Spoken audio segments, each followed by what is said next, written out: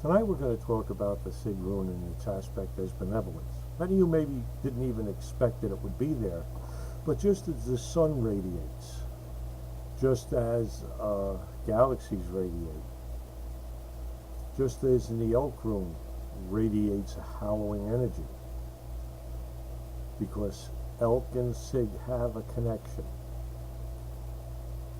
then we radiate also.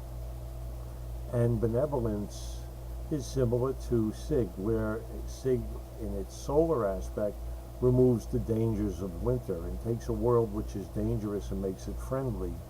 So benevolence from us is a sort of friendliness too.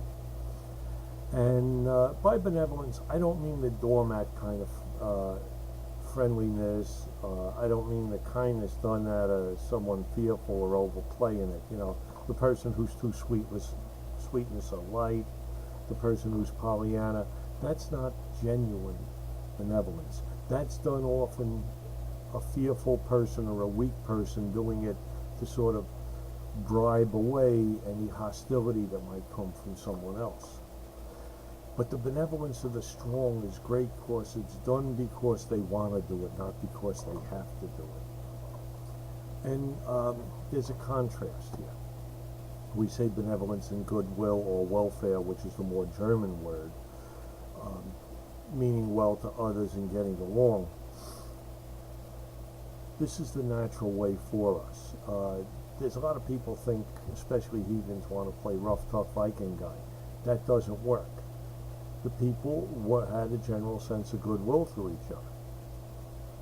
And this is what enabled them to function as a community. Because when you got that general attitude, it makes things so much easier.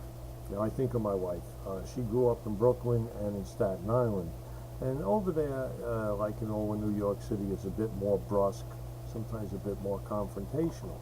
And when we moved here to New Jersey, it took her a while to get fully used to people being more laid back, more genuine, and more goodwill.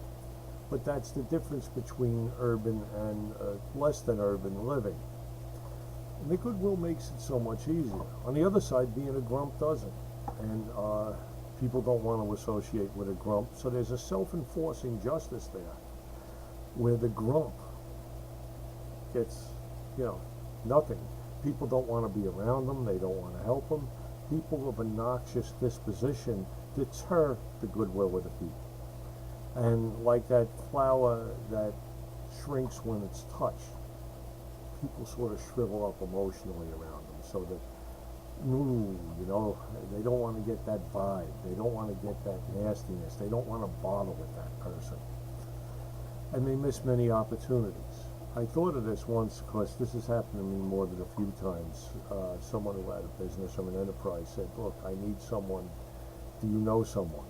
And of course, I would always think of someone that I liked, who was good. And, if it was someone who was a grouch or a crabgrass, I wouldn't send him down there. Not only would I want to do anything nice for that guy, but I don't want to also ruin my reputation. And you sent us a real jackass this time. So you got to think of things like that. So being a grump isn't healthy. And I remember there was a grump in the neighborhood. Nobody liked this guy, because he was that kind of guy. He had nothing to say to people that was really nice. He was just kind of a nasty old man. The only person who talked to him was his wife, or if they had relatives visit. And this guy, he was like a cloud of darkness. By his own choice. He could have gone the other way, but he chose not to. And they were taking him out to the hospital. He was old and had been sick. And he looked like he was dead. And a little 3-year-old, red-haired little Irish pixie girl, she sees this, and she starts jumping up and down. She thought he was dead. She didn't know he was still alive, and she's jumping up and down yelling, Mr. Cuno's dead. Mr. Cuno's dead. And everyone had to beat for laughing because it's a tragic thing.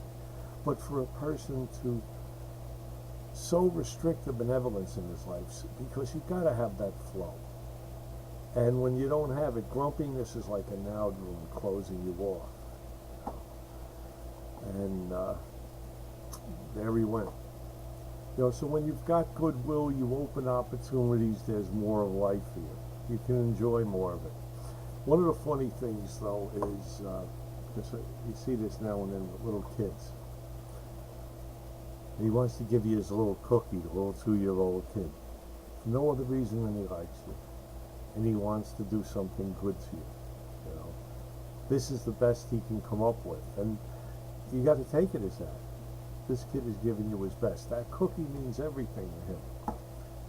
And that is perhaps the most genuine kind of kindness, when the little ones do that. Or when the cat brings you his dead mouse.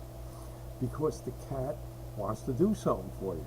So this principle of benevolence obviously extends beyond the human race, because dogs and cats also participate. And again, it's like the radiating principle. I really, you know, I've had a lot of experience over the years. It's no secret that I grew up in a place where there was no kindness, and it was difficult. And one of the things I've noticed is people always have a choice. People can choose to live. They can choose to live grouchy, they can choose to live happy.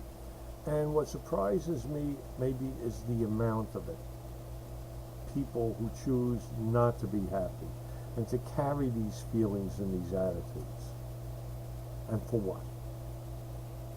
You know, if you're going to live well, live happy. Because it's a lot easier than being happy than being sad.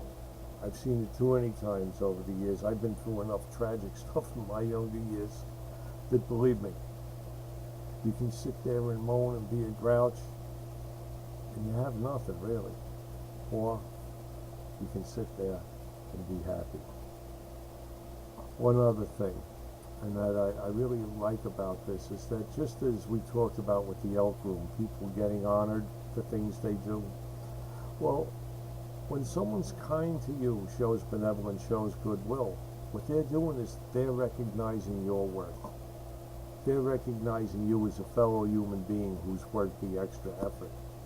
And that recognition is so important to our well-being, to know that someone else out there thinks we're a person of worth. And that worth, I want to remind you, isn't worth like, hey, what's that car worth? You know, what's a six-pack worth? No, it's a worth that's qualitative. Worth as a human being, something you can't buy, something you must be. So when we show goodwill to others, we're recognizing that humanity in them. And people respond to it because they like it. They like to be seen that someone somewhere thinks they're worth that little bit extra kindness or goodness. It's just something to think about. I've seen a lot of good and I've seen a lot of bad, and again, I tell you, the best lesson is choose to be happy. Lighten up.